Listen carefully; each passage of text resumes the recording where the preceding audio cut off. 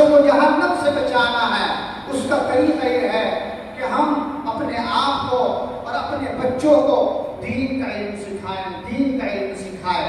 تو اس لیے ہمیں مایوس ہونے کی ضرورت نہیں ہے۔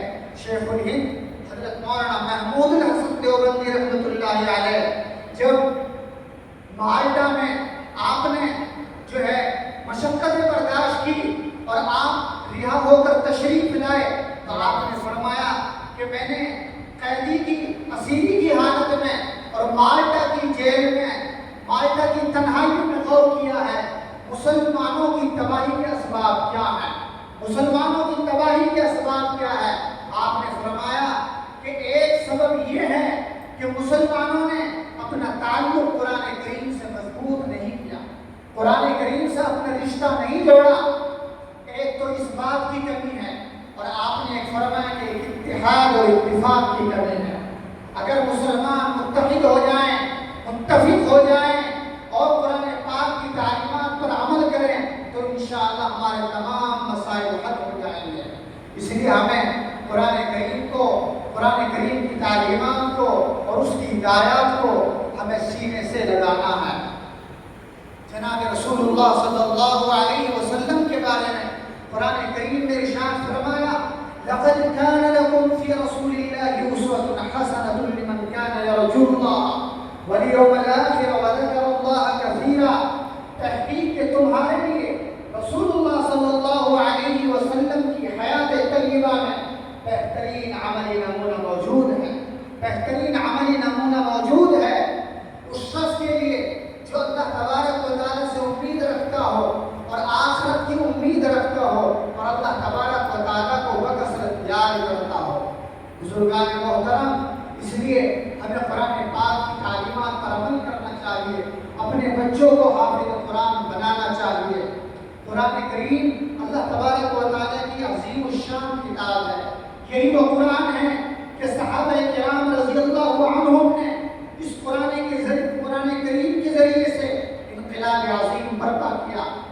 صحابہ کرام نے، تابعین نے، تبع تابعین نے اور جو مجددین گزرے ہیں، جو مصلحین گزرے ہیں، انہوں نے اس قرآن کریم پر عمل کر کے، قرآن کریم کی تعلیمات پر عمل کر کے انقلاب عظیم برپا کیا۔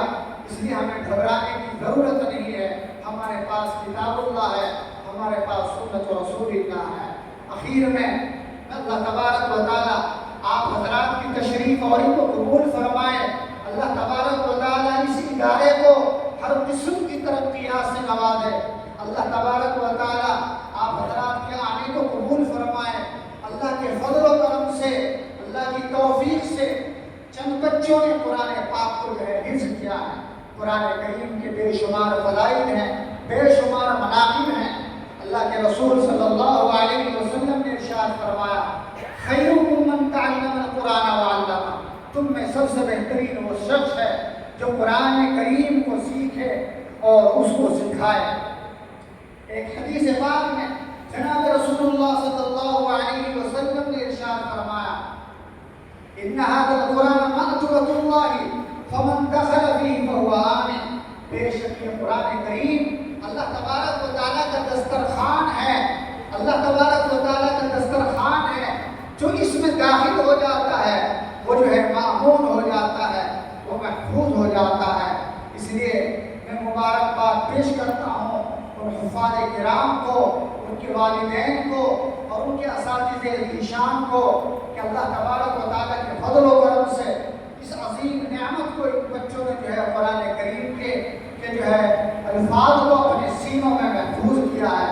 اللہ تبارک و تعالیٰ ہم سب کو حافظ قرآن بنائے، ہم کو عامل قرآن بنائے، ہمیں ناشر قرآن بنائے، ہمیں داعی قرآن بنائے، اور اللہ تبارک و تعالیٰ امت مسلمہ کی حالت پر رحم فرمائے، خیر کے فیصلے فرمائے، ہدایت کے فیصلے فرمائے۔